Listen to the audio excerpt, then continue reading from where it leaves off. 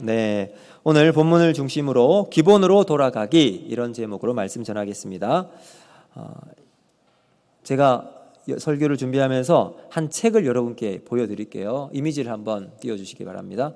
그럼 잘 안 보이시죠?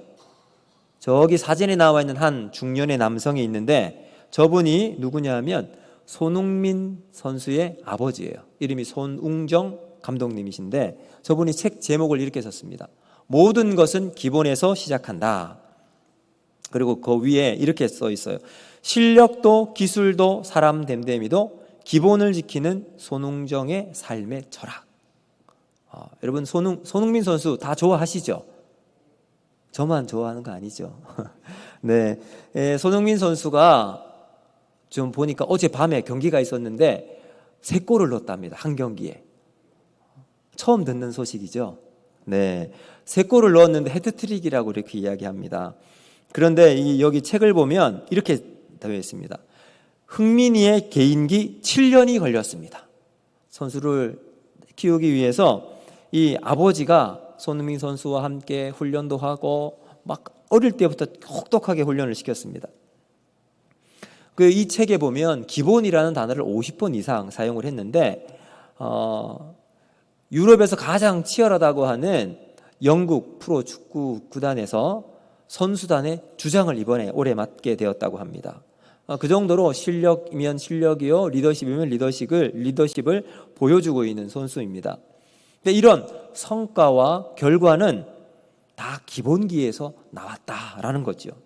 기본기를 잘 다지고 그 위에 실력과 경험을 쌓게 되니까 지금의 손흥민 선수가 만들어지게 되었던 겁니다. 성공의 핵심이 뭔가? 우리가 누차 강조해도 지나치지 않을 것, 그것은 기본기에 역점을 두고 커리어를 쌓아나갔더니 성공한 인생을 살게 되었다라는 점이죠. 여러분, 축구만 인생의 성공을 달려나갈 때 기본기가 중요한가?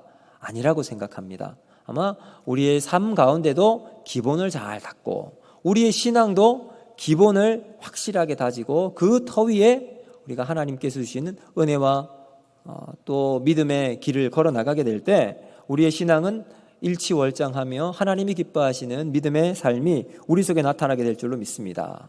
자, 기본이 중요하고 기본으로 돌아가는 것이 얼마나 중요한가를 깨닫게 됩니다. 그럴 때 여러분 잔기술이나 꼼수, 임기응변 물론 필요하기도 해요. 그렇죠? 여러분 경기를 할 때 이런 것들이 필요하기도 합니다. 그러나 그것이 그 선수의 전부가 될 때는 대성할 선수가 아니겠죠. 사랑하는 성도 여러분, 우리도 신앙의 기본기가 확실하게 다져지고 기본으로 돌아가는 믿음의 고수가 되기를 주님의 이름으로 축복합니다. 자, 그래서 마지막 우리의 신앙의 결과를 딱 두고서 하나님께서 승리도 주시고 회복하는 그러한 은혜가 우리 모두에게 있기를 바랍니다. 그러기 위해서 우리가 돌아가야 할 기본기가 뭐가 있을까? 제가 2가지로 오늘 본문을 통해서 한번 살펴보기를 원하는데요. 첫 번째는 문제가 발생할 때 신속하게 하나님께 예수를 받아야 한다라는 겁니다. 여러분, 기업이 자사의 제품을 구매하고 사용하는 소비자를 위해서 고객 관리를 확실하게 합니다. 근데 고객 관리를 하는 데 있어서 가장 중요한 것이 리콜과 애프터 서비스 AS입니다. 그러니까 리콜을 잘하는 기업, 문제가 있는 제품을 빨리 회수해서 새 제품으로 또 정상적인 제품으로 돌려주는 것, 또 쓰고 있던 제품이 혹 고장이 날 경우 가까이 있는 AS 센터에 가서 거기에서 물건을 맡기면 재빨리 또 확실하게 수리를 해주는 이런 기업이 될 때 거기에서 한번 이 제품이 믿을만하고 확실한 AS를 해주는 기업이라고 하면 한 번 고객은 영원한 고객으로 만들 수가 있을 겁니다. 이런 기업이 이제 글로벌 시대잖아요. 글로벌 시장에서 경쟁력을 가질 수가 있습니다. 이런 기업이 살아남을 수가 있게 되겠죠. 왜냐하면 소비자가 그런 기업의 제품을 적극적으로 선호하기 때문입니다. 자, 예전처럼 우리나라 국산, 애국심을 자극해서 거기에 기대어서 호소하는 이러한 판매 전략은 사실은 지금은 맞지가 않을 겁니다. 자, 여러분, 오늘 본문에 나오는 이스라엘 백성들은 하나님께서 택하신 백성입니다. 다른 말로 하면 하나님의 자녀들이죠. 하나님을 아버지로 둔 유일한 민족이 이스라엘 민족입니다. 아버지가 부유하면 그 자녀도 자연스럽게 부자가 되죠. 이스라엘 백성들 역시 하나님의 백성이기 때문에 세상에서 가장 부유한 백성이 될 수밖에 없을 겁니다. 왜냐하면 하나님 안에는 모든 것이 있기 때문입니다. 여러분, 우리 하나님 안에 만족도 있고 인생의 의미도 있고 목적도 있고 기쁨이 있을 줄로 믿습니다. 그래서 하나님을 소유한 사람은 모든 것을 가진 사람이죠. 여러분, 오늘 여러분의 삶 속에 하나님이 계십니까? 하나님 계십니까? 그렇다면 우리는 이 세상에 부러워할 만한 것이 아니라 하나님 때문에 만족하고 하나님 때문에 기뻐하는 여러분 그러한 은혜가 우리에게 있을 줄로 믿습니다. 자, 그런데 문제는 뭔가요? 이스라엘 백성들이 하나님보다 세상을 더 좋아하게 되었다는 거예요. 그래서 세상을 사랑하는 모습은 마치 탕자의 비유에 나오는 둘째 아들과 같이 세상을 향해서 아버지의 온 재산을 가지고 세상으로 떠나버린 거예요. 자유를 찾아 독립을 꿈꾸며 세상으로 쭉 나가봤습니다. 자신의 푸른 꿈을 펼치기 위해서 나갔습니다. 그런데 어떻게 되었죠? 세상 나가서 가지고 있던 재산 다 허비해버리고 잃은 재산도 다 탕진하고 말았어요. 재산만 잃었던 것이 아니라 사실은 자신의 신분도 잃어버리고 말았어요. 아버지 집에 있었을 때는 아들로서 아버지와 함께 아버지가 주는 많은 혜택을 누리고 살았는데 세상에 나가보니 누가 이 아들을 아들처럼 아버지처럼 그렇게 극진히 대해줄 사람이 누가 있었겠습니까? 세상에 나가보니 자신의 신분도 잃어버린 이 둘째의 모습이 오늘 본문에 나오는 이스라엘의 모습입니다. 여러분, 이렇게 문제가 생겼을 때 어떤 것이 가장 효과적인 방법일까요? 세 가지가 있을 것 같아요. 첫 번째, 다시 열심히 최선을 다해서 발바닥에 땀이 나도록 돈을 벌어서 많이 한다. 이게 첫 번째 방법이에요. 두 번째 방법, 돈 많은 여자를 만나 인생 역전한다. 세 번째, 잘 모르겠다. 어떤 게 제일 좋은 정답인 것 같습니까? 아마 여러분 남자분들은 좋은 여자 만나서 인생 역전하는 게 좋은 꿈이 되지 않을까 생각도 할 수 있겠는데, 여러분 어떤 것을 선택해도요 효과적인 문제 해결 방법이 아니에요. 왜 그럴까요? 그 해결책을 우리 안에서 찾기 때문에 그래요. 우리는 다 문제점을 가지고 있기 때문에 그렇죠. 문제투성인 우리가 해결점을 가지고 해결책을 찾는다? 여러분, 그 안에 또 다른 문제가 생길 수밖에 없습니다. 자, 이럴 때 우리는 어떻게 해야 될까요? 우리 12절 같이 한번 보겠습니다. 12절 시작. 야곱아, 내가 부른 이스라엘아, 내게 들으라. 나는 그니 나는 처음이요 또 나는 마지막이라. 아멘. 여기 보니까 나는 그니라고 해요. 나는 그니. 사실 여기에 모든 답이 다 있습니다. 그것은 문제가 있을 때뿐만 아니라 삶의 어려움을 만날 때, 시련을 만날 때, 내 마음이 디프레스 되고 내 마음이 어디에 정처들 수 없는 그러한 방황 가운데 있을 때 하나님께서 말씀하세요. 나는 그니.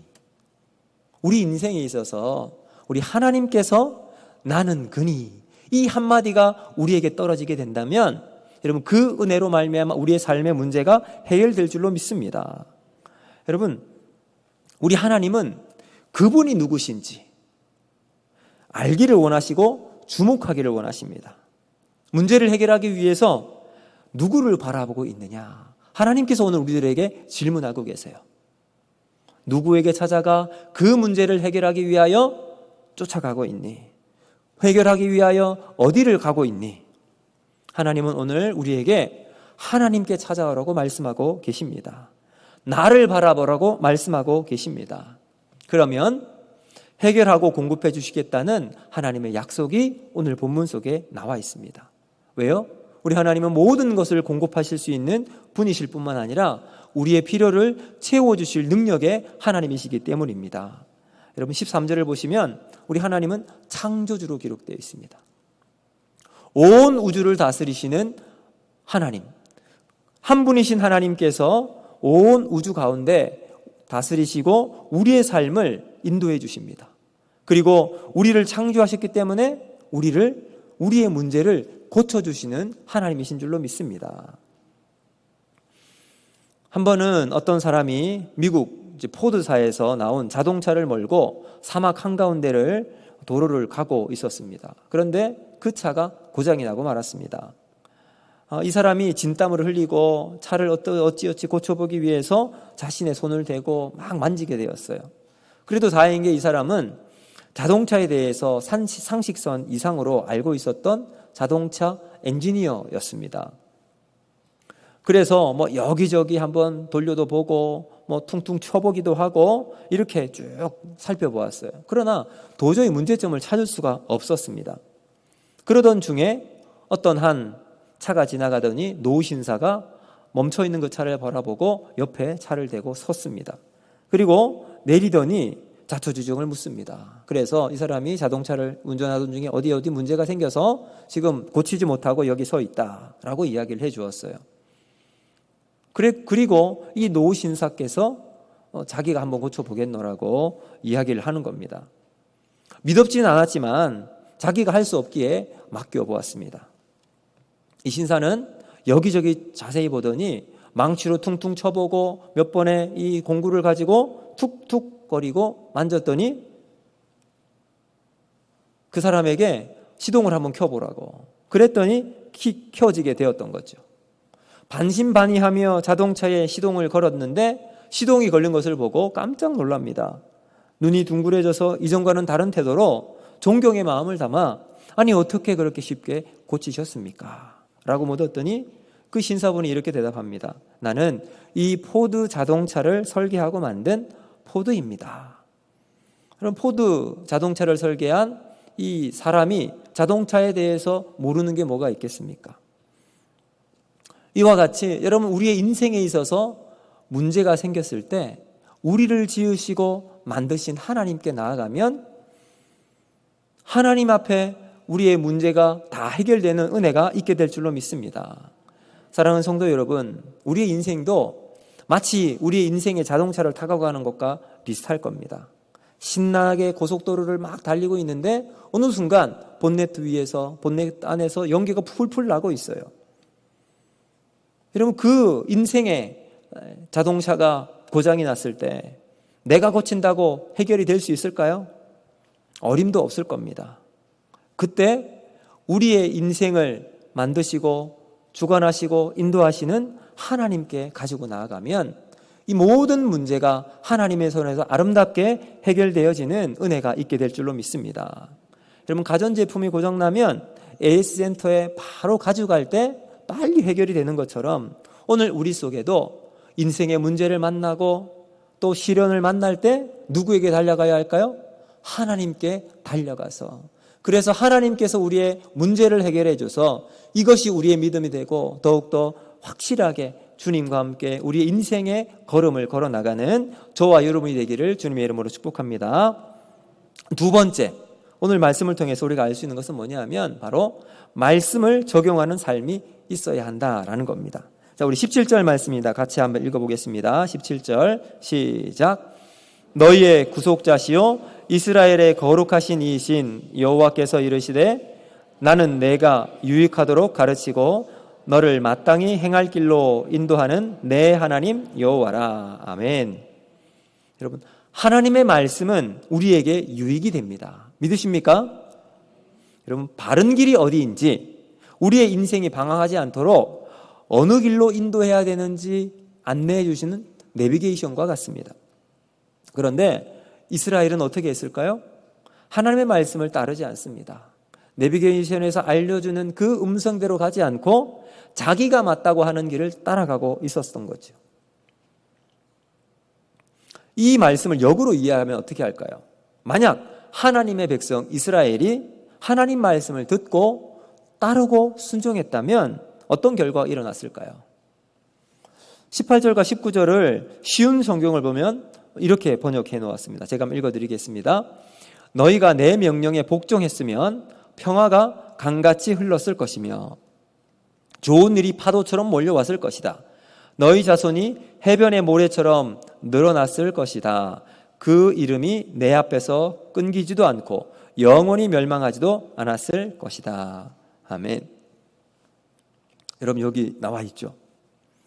너희가 내 명령에 복종했다면, 순종했다면 평화가 강같이 흘러내리는 인생, 좋은 일이 파도처럼 계속 밀려오는 인생. 이런 바닷가 가보면 파도가 계속해서 해안을 향해서 모래턱을 향해서 이렇게 밀려옵니다.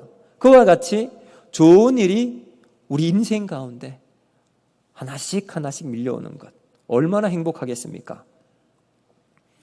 여러분 평화가 넘쳐 흐르는 삶, 하는 일마다 좋은 일이 보장되는 인생, 이것이 이스라엘 가운데 준비되어 있었던 거죠. 조건이 뭐예요?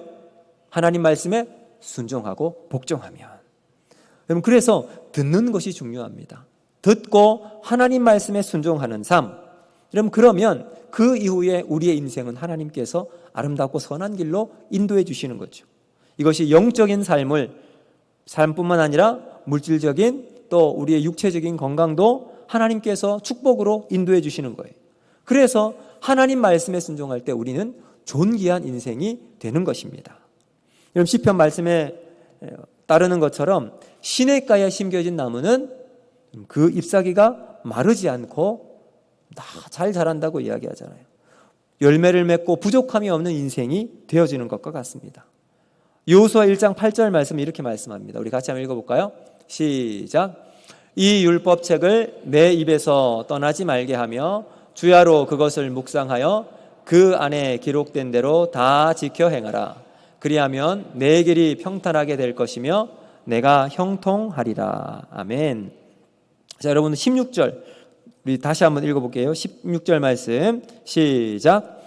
너희는 내게 가까이 나와 이 말을 들으라. 내가 처음부터 그것을 비밀히 말하지 아니하였나니 그 말이 있을 때부터 내가 거기 있었노라 하셨느니라. 이제는 주 여호와께서 나와 그 신을 보내셨느니라. 아멘. 사랑하는 성도 여러분, 하나님은 사람을 통해서 하나님의 일을 이루어 나가십니다. 하나님은 하나님의 일을 해나가실 때 언제나 사람을 세우십니다. 각 시대마다 각 지역마다 하나님이 세우신 하나님의 사람이 있습니다. 먼저는 말씀 사역자를 세우십니다. 그리고 이 시대의 말씀은 홍수처럼 넘쳐날 겁니다. 그러나 정작 생수와 같은 마실 물이 없습니다. 이것이 참 안타까운 현실입니다. 그래서 말씀 사역자를 위해서 기도해 주셔야 합니다. 생명의 말씀이 선포될 수 있도록, 은혜의 회복이 일어날 수 있도록 기도해 주셔야 합니다. 또한 우리 모든 성도들을 통해서 하나님은 일하실 것입니다. 문제는 뭘까요? 그 하나님의 말씀이 내 귀에 들려 있는가? 말씀이 내 안에 흘러서 내 영혼을 관통해서 내 심령골수를 쪼개고 하나님 앞에서 절대적으로 순종하고 나아가는가? 오늘 우리 청년들이 말씀 앞에서 찬양을 했잖아요. 말씀 앞에서 순종하고 말씀 앞에서 복종해서 하나님의 뜻이 이루어지는 삶을 믿음으로 고백하고 살아갈 때, 여러분 우리의 삶은 하나님이 약속하신 놀라운 영적인 축복이 넘치는 아름다운 삶이 될 줄로 믿습니다. 그러므로 오늘 우리가 다시 한번 하나님, 내 영혼의 귀가 열리게 하여 주시옵소서. 주님이 보여주는 것 볼 수 있는 영안이 열리게 하여 주시옵소서. 그럴 때 여러분 우리의 삶이 하나님이 인도하시고 역사하시는 형통과 축복의 삶이 펼쳐지는 귀한 삶이 될 줄로 믿습니다. 이제 말씀을 맺도록 하겠습니다. 여러분 우리가 세상을 살아갈 때 기본기처럼 중요한 것이 없다. 항상 그렇게 고백하고 다 알고 있습니다. 여러분 우리 여기 중고등부 학생들도 공부를 할 때 보면 막 영어, 수학 참 보기도 싫은 과목인데, 그렇지? 그런데 이 영어, 수학을 공부할 때 제일 중요한 게 뭘까요? 기본기. 네, 기본기예요. 더하기 빼기 사칙 연산 확실하게 잡고 그 다음 그 위에 뭐 해야 되는 거 있잖아. 그거 하나하나 해 나가면 그때 여러분 성적이 참 올라갈 수 있게 되는 거예요. 마찬가지로 우리도 영적인 기본기를 확실하게 가져야 합니다. 오늘 제가 두 가지로 말씀드렸습니다. 여러분 우리의 영혼이 고장났을 때, 우리 인생의 문제를 만났을 때 세상 찾아가지 말고 사람 찾아가지 말고 하나님께 달려가는 AS를 하나님께 맡기는 우리 모두가 되기를 바랍니다. 또 두 번째, 말씀을 적용하는 거예요. 말씀을 가까이 하고 말씀을 읽고 그래서 그 말씀이 내 영혼에 잘 젖어져서 스며들어서 내 영혼을 관통하는 생명의 말씀이 되어지면 여러분 그 말씀을 통해서 영적인 귀가 열리고 눈이 띄어져서 하나님께서 들려주시는 음성을 듣고 보여주시는 것을 보게 되어서 하나님이 원하시는 아름답고 복된 삶이 저와 여러분의 삶 가운데 펼쳐지는 귀한 삶이 될 줄로 믿습니다. 기도합니다. 하나님 아버지